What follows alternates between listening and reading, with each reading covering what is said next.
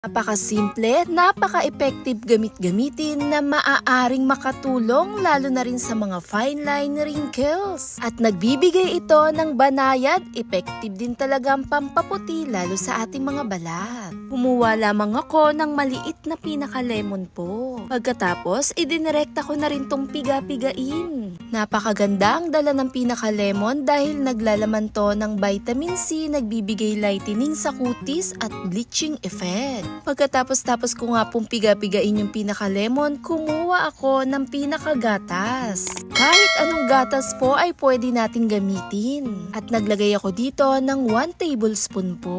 Ang gatas, napakaganda rin ang dala nito para sa ating mga kutis. Natural glow effect dahil naglalaman ito ng lactic acid. Mabisang pampaputi na nagbibigay lambot, kinis lalo sa ating mga kutis. Tumutulong protektahan ng balat na mabawasan ang palatandaan ng ating mga pagtanda. Kasama na dyan ang pagkaroon ng mga pinong linya o fine lines, kulubot o batik-batik sa ating mga kutis. Pagkatapos, kumuha ako ng pinakakape. Naglagay lamang ako dito, tansya, kaunti lamang po. Pagdating naman talaga sa kape, kilala to sa mayaman sa antioxidant na nagpapataas sa produksyon ng collagen sa kutis. Maaaring magbigay exfoliate sa ating balat para alisin yung maaligasgas o yung di nating gusto sa ating mga balat. At dito nga po sa mga pinagsama-sama nating glowing skin with coffee and lemon, kasama na yung pinaka-milk, ang tamang texture, napakaganda gamit-gamitin.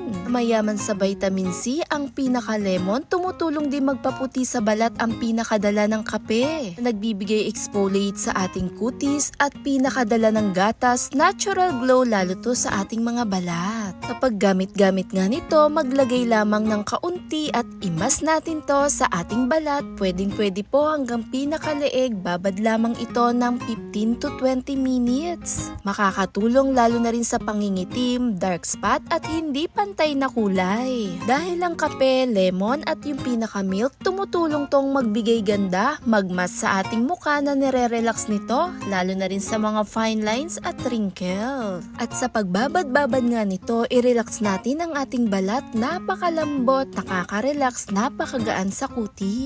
Na nagpapatingkad sa balat na nagbibigay puti dahil na rin sa mga benefits na dala ng ating mga pinagsama-sama. Kahit pa 2 beses sa isang linggo ay pwede natin itong ulitin para panatilihin din talagang exfoliate, sobrang kinis, lambot at napakagaan lalo sa ating mga kutis. Na pinoprotektahan nito ang ating balat na maiwasan ang mga pinong linya, kasama na rin ang palatandaan ng pagtanda. Thanks for watching guys! Bye!